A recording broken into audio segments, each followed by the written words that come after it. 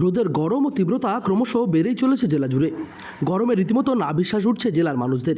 কোচবিহারের এক যুবক, যিনি পেশাগতভাবে একজন মেডিকেল রিপ্রেজেন্টেটিভ, তবে নেশাগতভাবে তিনি একজন ফুড ব্লগার। এই গরম রোদের তাপ ঠিক কতটা তা তিনি প্রমাণ করতে তৈরি করেছেন এক বিশেষ ভিডিও। আর এই ভিডিও সোশ্যাল মিডিয়ায় আসার পর থেকেই ব্যাপক ভাইরাল। ভাবছেন কি রয়েছে এই ভিডিওতে? এই ভিডিওতে রোদের তাপের মধ্যেই রান্না করা হয়েছে ডিমের পোচ। ব্লগিং করি, অনেকেই হয়তো দেখেছেন, অনেকে দেখেননি।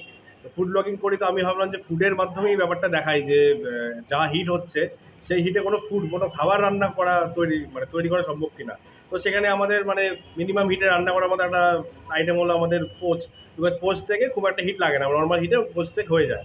তো আমি ভাবলাম যে ঠিক আছে, ছাদের মধ্যে টিনের চালে আমি সেই জন্য রেখেছিলাম প্যানটা, মোটামুটি 1-1.5 ঘন্টা রেখেছিলাম তেল সহকারে। তেলটা পরে তেলটা গরম হয়, পরে তখন পোস্ট ডিমটা ওই তেলের মধ্যে দিলাম, দেখলাম ডিমটাগুলো মোটামুটি বয়েলড হয়ে গেছিলো, বয়েলড বা ফ্রাইড হয়ে গেছিলো।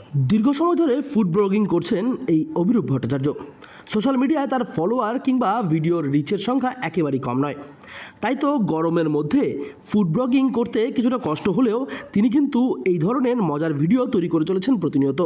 তবে এই মজার ভিডিওর মাধ্যমে তিনি সামাজিক বার্তা দিচ্ছেন যে গরমের তীব্রতা কতটা বেশি রয়েছে। তার ভিডিওর মাধ্যমে তিনি তুলে ধরেছেন এই গোটা বিষয়টি। অনেকেই কিন্তু এই ভিডিওর কমেন্ট বক্সে কমেন্ট করতে বলেননি গরমের তীব্রতা কতটা রয়েছে। কোচবিহারের গরম এতটাই বাড়ছে, তো বর্তমানে বলতে গেলে দক্ষিণবঙ্গকেও পারলে হার মানায়। তো সেই ক্ষেত্রেই ভাবলাম যে গরমের পরিমাণটা কতটা সেটা মাপার জন্য খাবারের মাধ্যমেই যদি মাপা যায়, পারদ ছাড়া খাবারের মাধ্যমেই মাপার জন্য ডিম পোচটা আমি বানালাম। আর বানিয়ে দেখলাম যে ডিম পোচটা কিন্তু খাওয়ার যোগ্যই হয়েছিল। এতটাই গরম এখন কোচবিহারে। আর কোচবিহারে বিগত দিনগুলির চাইতে বর্তমান সময়ে কি গরমের পরিমাণটা কিছুটা হলেও বেড়েছে বলে? হ্যাঁ, সে তো অবশ্যই বাড়ছে, বিকজ হচ্ছে এত এসি ইউজ হয়, এসির থেকে আমাদের গ্লোবাল ওয়ার্মিংও বাড়ছে অনেকটাই। বর্তমান সময়ে যেভাবে ক্রমাগত গরম বেড়েই চলেছে, তাতে সাধারণ মানুষের উচিত রোদের তাপ থেকে যতটা সম্ভব নিজেকে এড়িয়ে চলা। এছাড়াও বাইরে বেরোলে পর্যাপ্ত পরিমাণে ঠান্ডা জল কিংবা সাধারণ জল পান করা। এছাড়া রোদের তাপ থেকে এসে গ্লুকোজ জাতীয় ঠান্ডা পানীয় পান করলে শরীর অনেকটাই সুস্থ থাকবে।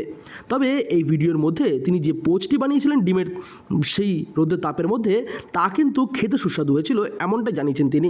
একেবারে ন্যাচারাল সব কিছু বিষয় দিয়ে তৈরি হয়েছিল এই ডিমের পোচটি।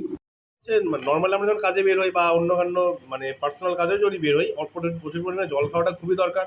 আর ওআরএস টাইপের যেগুলো জুস হয় আর কি, যেগুলো আমি সফট ড্রিঙ্কের কথা বলছি না, ওআরএস টাইপের ড্রিঙ্কস বা লবণ চিনি জল টাইপের ড্রিঙ্ক, বা যেটা হচ্ছে মেনলি গ্লুকোজ টাইপের ড্রিঙ্ক প্রচুর পরিমাণে আমি পার্সোনালি খাচ্ছি।